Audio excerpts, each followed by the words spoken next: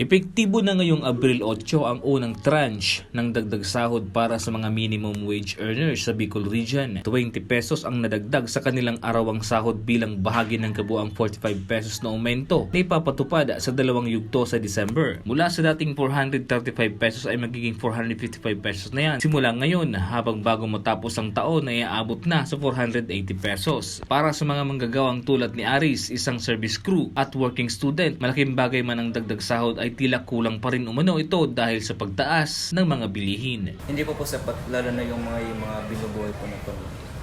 Mahirap po since hindi ko po alam kung kailan magtataas pa. Hindi po sasapat ang 20 pesos na dagdag.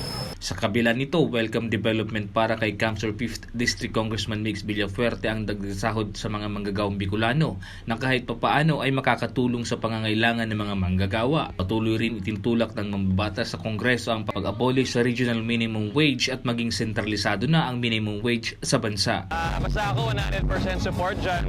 In Congress, we are one of the authors. And of course, ang boses ng taong bayan ang pinaka-importante para talagang tuloy-tuloy na mangyari yan. Nick De La Cruz, CSN.